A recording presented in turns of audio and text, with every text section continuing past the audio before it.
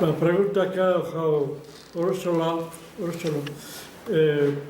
es si ha desaparecido el ibérico. Y por supuesto que ha desaparecido el ibérico escrito, pero no así el ibérico oral. El ibérico oral lo tenemos vivo en los dialectos ibéricos. Entonces, esa es la ponencia de hoy mía. El ibérico oral que está el castellano, el catalán, el bordelés, el occitano, está vivo. Y ese dialecto ibérico que está vivo se puede interpretar no por el ibérico desaparecido, que ha desaparecido, sino por el euskera. Porque el euskera y el ibérico son lenguas siamesas.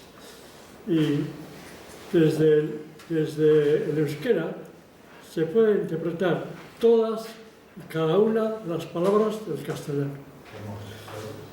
Entonces aquí, pues, me remito, el año pasado ya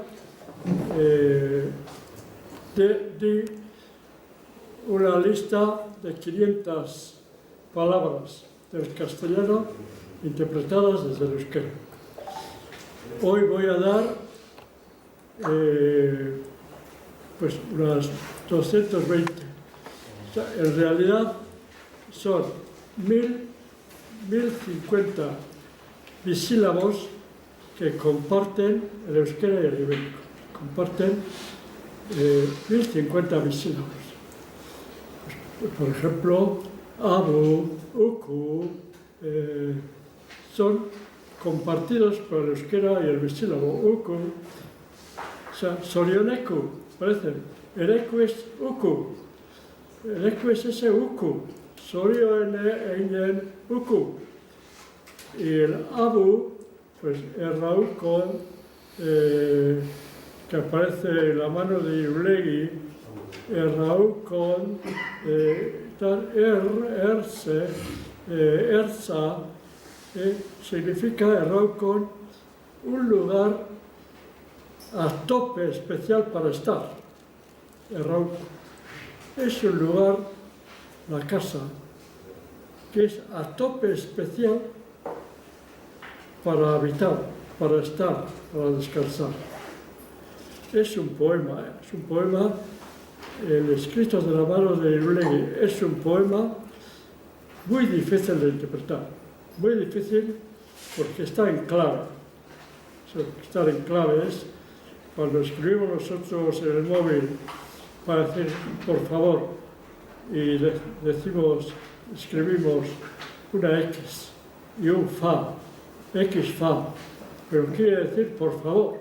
Y aquellos sabían eso. Entonces sabían, escribiendo X fa, quería decir por favor. Escribiendo una A, quería decir ara, territorio. Escribiendo una que, B, ibérico, que B, quería decir cuál bueno sería que estara allí. Que B es que en los prólogos ibéricos de Roschino aparece la expresión que B, ese Ebe, ojalá vaya yo, ojalá vaya al muelle a aventar mis cenizas hasta la última gota de mis cenizas, a aventarla al aire y así poder ir hasta la puerta subterránea, que es el término de mi viaje. ¿Qué ve? ¿Qué ve? Entonces, los que interpretan que ve desde el euskera están equivocados. Que ve no es euskera, que ve es ibérico. Hay que distinguir entre euskera e ibérico. Por ejemplo, TNE, TN aparece allí en el segundo párrafo, TN. TN es el verbo primigenio vasco. ¿Cuál es el verbo primigenio vasco? Ta, an, einen. Ta. Así nace el verbo vasco. Ta. Ta. Ta. Y de ahí viene tanza. Tanza, danza. Tambor, tambor. Ta, tan, tan, tan, tan. Bueno, entonces, bueno, es un poema. Pero el euskera es un poema porque es la única lengua que tiene el recuerdo del significado de sus palabras. Ninguna otra lengua la tiene. Que yo sepa, ninguna otra lengua conserva el significado de sus palabras. Por ejemplo, preguntas a un indoeuropeo, ha perdido la memoria el significado de sus palabras. Tú preguntas a un griego kefalé, que significa kefalé. Todo griego sabe que kefalé significa cabeza, pero no les preguntes qué significa kefalé en sí mismo, kefalé. No lo sabe, no sabe qué significa kefalé. Y se lo tiene que decir, soplar, el euskera. Y el euskera le soplará. ¿Sabe usted, griego? Kefalé significa una bola de dos lados que bola L, o sea, de dos encéfalos. Una bola de dos encéfalos, hablando en moderno, de dos encéfalos. Y ahora no se dice de dos vertientes, es una bola de dos vertientes, de dos encéfalos. Bueno, pues entonces tenemos una lengua, el euskera, que es de hace 150.000 años, del Paleolítico Medio. Es la lengua, es la primera lengua que los humanos pudieron articular, porque los humanos no pudieron articular, no pudieron emitir sonemas articulados. Podrían emitir sonemas salvajes, o sea, sonemas articulados no podían emitir, porque no tenían el huesecillo ioides que hace falta para articular voces, hace falta el huesecillo, y no lo tenía. O sea, antes del huesecillo podían comunicarse. Los Homo habilis y los Homo erectus y los Homo no sé qué, nadellis, o sea, podían comunicarse por gestos, por señales, por cantinelas, por mil medios, por señales de faciales, de la boca, por medios, ni nos podemos imaginar qué medios, cantinelas, canciones, bueno, podían comunicarse. Lo que no podían es emitir sonidos articulados, no los podían. Entonces, los primeros sonidos articulados son de hace 150.000 años, del euskera. Bueno, entonces, la aventura del euskera es una maravilla, porque es el primer lenguaje oral articulado. Luego el euskera ha tenido su larga historia. Entonces, el euskera primero eran monosílabos, se emitían monosílabos. Y los monosílabos. ¿Cuáles son los monosílabos del neandertal? Los tengo aislados. ¿Cuáles son los monosílabos del neandertal? Son 27 monosílabos del neandertal. ¿Cuáles son? Son ish, is, era she, sí, esh, se. O sea, eran sonidos sibilantes. Son sibilantes, emitían sonidos sibilantes para decir por monosílabos lo que podían expresar imitando la naturaleza. Imitando la naturaleza, como has dicho. Todos son onomatopeyas, imitaciones de la naturaleza. Porque, por ejemplo,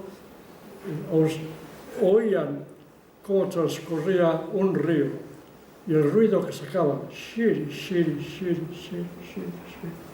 Entonces llamaron al río Shi, Shi, y del Shi vino Si, Shi, Si, y tenían una estructura gramatical que funcionaba por binomios, por binarios, lenguaje fractal que se llama, por dos fracciones, Shi, Si, Shi, que es fluir, y Si, que es río, fluir, río, Ish, Is, que es Isan, que es Isan, Is, que es vivir, vida, vivir yo, vida, Isan, sí.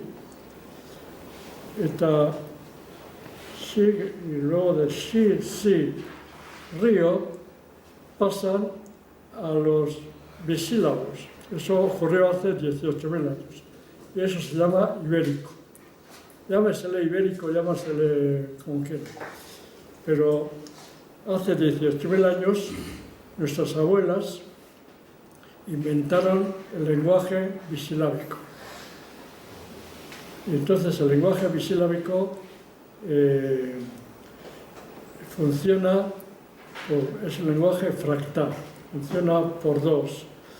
Por ejemplo, shu, su, shu, isioti, isiotu, sua, isiotu, encender, encender fuego, yo.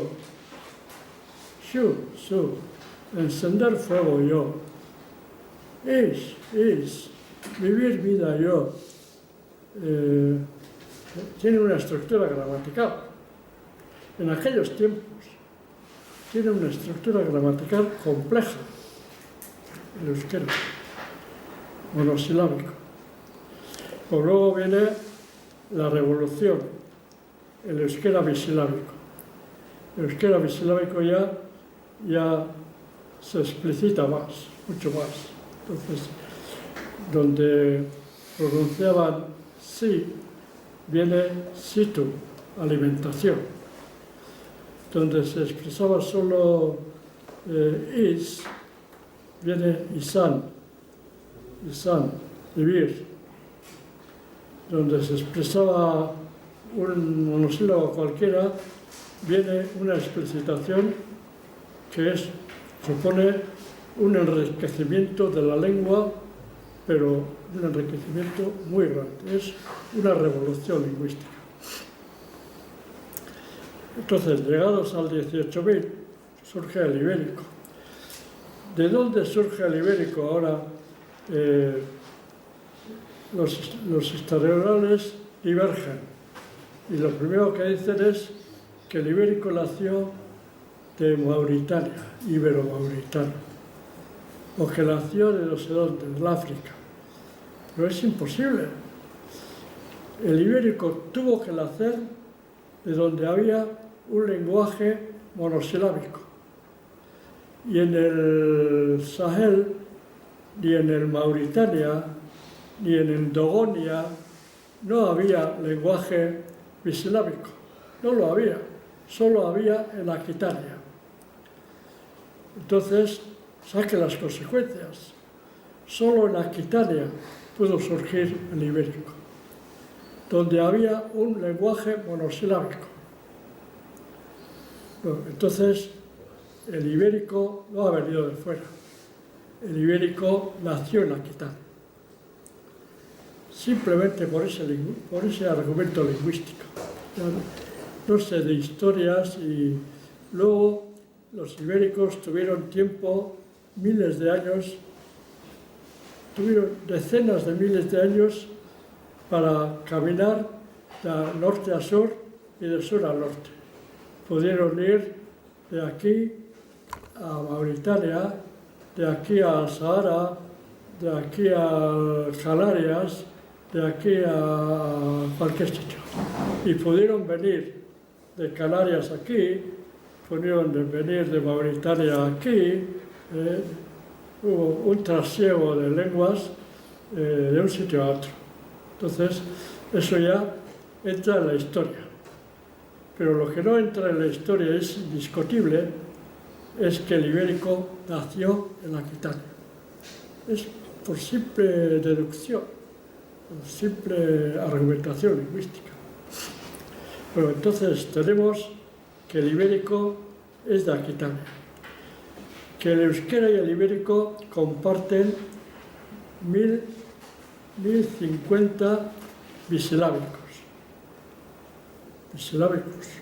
No necesito más, tengo de sobra bisilábicos para interpretar el castellano, los dialectos ibéricos desde el euskera. Puedo interpretar cualquier palabra del castellano, del catalán, puedo interpretar cualquier palabra de estas que son lenguajes ibéricos, dialectos ibéricos, que no son del latín, no provienen del latín, no venimos des latina, como escribe Carmen Huertas, no venimos del latín, no tenemos nada que ver con el latín, venimos del ibérico.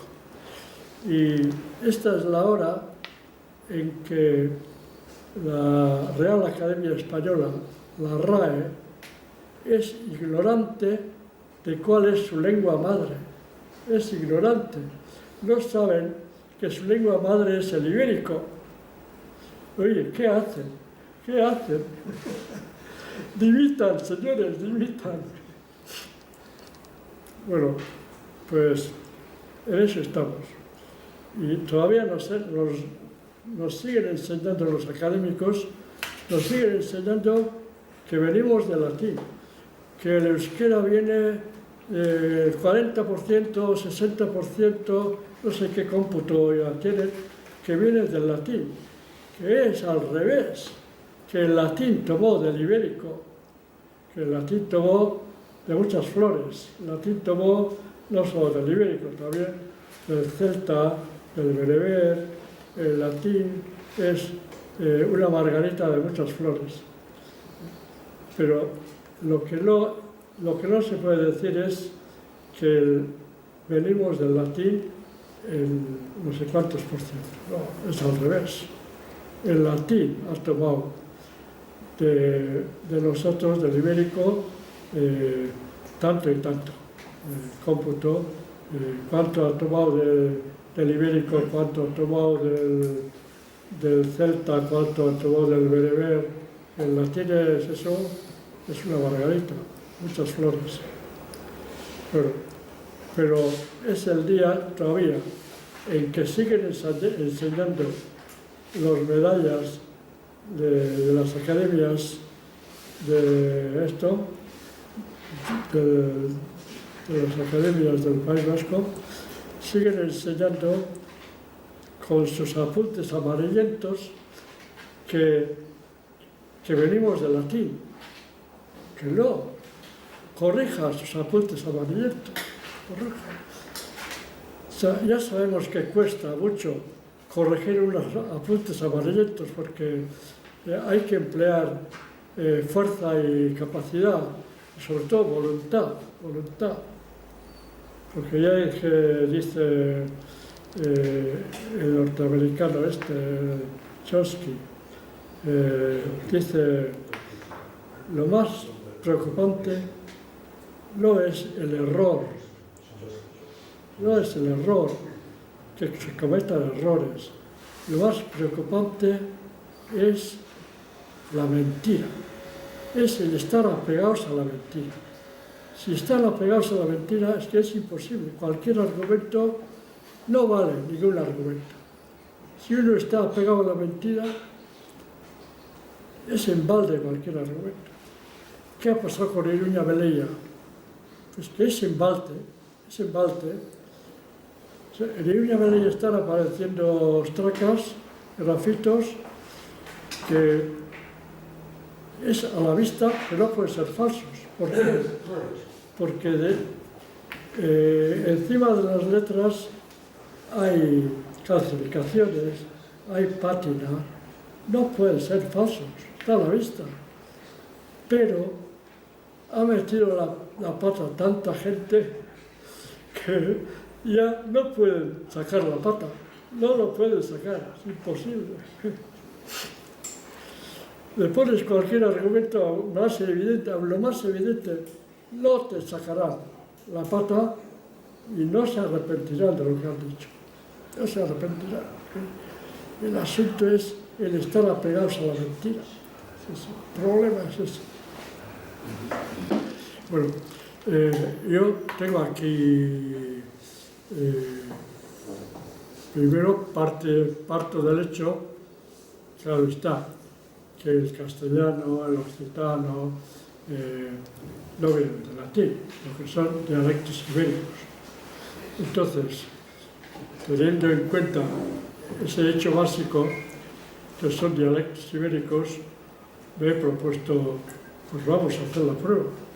Son dialectos ibéricos, yo los tengo que interpretar en euskera. Los tengo que interpretar de fuerte. Entonces he hecho una lista, empezando por, sobre todo, teniendo en cuenta el tema central del huerto y la huerta. O sea, el año pasado hice tomando como foco el tema del cuerpo humano, esqueleto, pelvis, todo eso, interpretado desde el euskera. Esqueleto, pelvis, tal, huesos, esqueleto, bueno. Entonces, ahora es tomando como base, como foco, el huerto y la huerta. Entonces empiezo por valle. Valle es una palabra de origen euskera ibérico. Es huilia, significa. Huilia, valle. Que luego se interpreta etimológicamente. Todo se interpreta etimológicamente. Solo que la etimología en euskera es una procesión larga, pero exacta. Valle, uan une ingenalea onan ilua.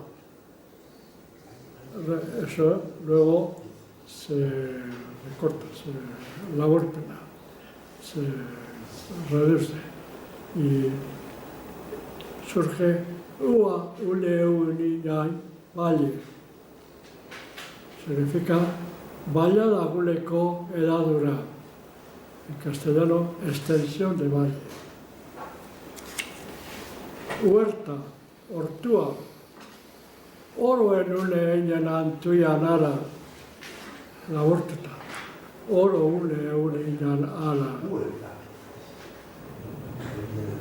Significado, oro gulearen satia, castellano, parcela del labrantío. Y así, pera, boro ben une eñan alera, bere la lera, bere ara, bere uneguneko fruta.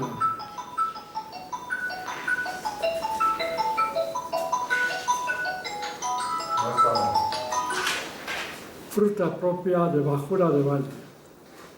Peral, madariondoa, árbol de peras. Luego, madarikatua. Y nosotros de críos decíamos, Madaris en Catua, gato del peral. Pero no es el gato del peral, es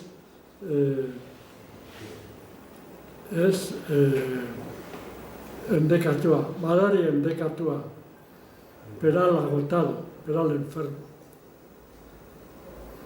En Decatua, es la Madaricatua. Y así. Bueno. Peral, Madari hondo en Decatua, peral seco, Madaricatua. Manzana, Sagarraria, Anua nune engenalaria, Anua une uinalaria. Berez, bailara goienekoa dela, castellano. Fruta que es propia de cabecera de valle. Manzana, árbol de la manzana. Uva, mahatzaria, mahatza, Wailia nune engenalaria, Wailia une uinan, ua alaria. Uilia coa dela, fruta que es propia del valle. Viña, que es natural del valle. Zumo, zanahoria, celga, espinaca. O sea, todo interpretado desde el espejo. Y así hasta todo. Ciruela, higo, higuera, plátano, mermelada, fruta, avellano, alubia. Y alubia no es lo que dicen. Babárrula, indaba. Babárrula, indaba no significa original de la India. Urruna, babá, urruna, original de la India, no significa eso. Significa, etimológicamente, ale lule enyen anurri ubianaria, ale ule eui anurri ubia. Tekaildo bekoitzeko, bikoitza duena, el fruto que tiene doble hilera de vaina. Y pachadán, vaina, lenteja, castaña, gara seule enyen aria, gara seule euinan, taina, taina, koruna edo kiba goiena duen, zita altua duen, zuaitz especial, especie de árbol alimenticio que tiene la copa muy alta. Y así. Fruto, avellano, alubia, pachadán. One lune enambia aran, o lune enambiana, biaran en bitartico fruta. Fruto entre entrambos valles. Lenteja, pimiento. Bueno, entonces, pues así se ve, eso sí, se ve que todas las palabras del castellano y de los dialectos ibéricos se interpretan desde el euskera. Piperra, pimiento, piperra, piperro hondo, que significa Ibargunekoa lusesa barreco fructúa, fruto de ribera que es de punta llamativa, la pimienta. El higo, lo mismo, el higo. Pues el higo que tiene forma de pico, picoa, tiene una fruta que tiene poma de pico, un pico.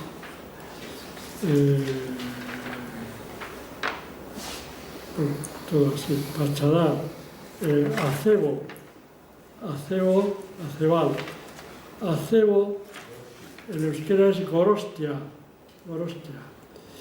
gorostiza, gorostieta, gorostiaga, todos esos bienes de gorostia, de acebo, así como de acebo viene acebal, acevedo, castellano. ¿Y qué significa acevedo? Pues acebo significa ara seboro oste ule euinan tian abo, osto altuko, osto altuko zuaiz mota. Es un árbol que tiene un osto un hosto, una hoja, un árbol que tiene una hoja alta, muy alta, terminada en punta, muy alta. Madroño, gorgucha, gur es egur. Egur en angur atzua al aria, egur uinan anua, illoa. Egurretan azuako hauz egur altua duena. Entre los de especie leñosa, el árbol de copa elevada. Bellota. Zetu jenunen azua al aria. Situa. Zetu jenunen tuian. Significa urruiune ulinen aria. Baiadan trinkogulea duen elikadura. B mailakoa. Significa un alimento básico, común, de especie dura en el valle, especie dura que es de calidad baja.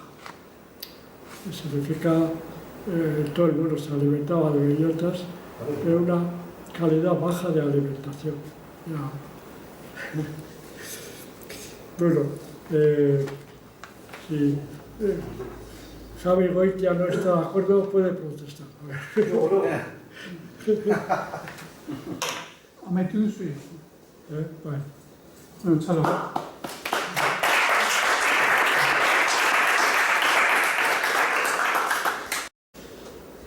¿Qué significa agua? Agua es una raíz fundamental que comparten el euskera y el ibérico. ¿Qué significa agua? Agua es el principio. Agua, aba, ama, es el principio de nuestro linaje, el comienzo de nuestro linaje. Agua, aba. Pero también significa manantial. Manantial de agua, obvia, y significa desembocadura de aguas al mar, agua. Bueno, esa palabra fundamental, que viene, de ahí vienen los abuelos y las abuelas, o sea, esa estructura fundamental de agua luego se convirtió. Vinieron los bereberes, los árabes, vinieron los bereberes. ¿Qué vinieron los bereberes? Sobre todo la tropa era bereber. Vinieron algunos árabes jefecillos, pero la tropa aquí fue bereber. Entonces tenían un lenguaje cultural. Y agua se convirtió en agua. Agua. Y agua luego se convirtió en Gua, Guadalajara, Guadalquivir, Guadiana, todos los Gua son desembocaduras de ríos. Gua se convirtió en euskera, el euskera lo convirtió en Ua, Uarte, Uartea, Huelva. Huelva, allá que un río. Huelva. Esa es una raíz que se ha ido convirtiendo con el tiempo, según las fonéticas que nos han venido.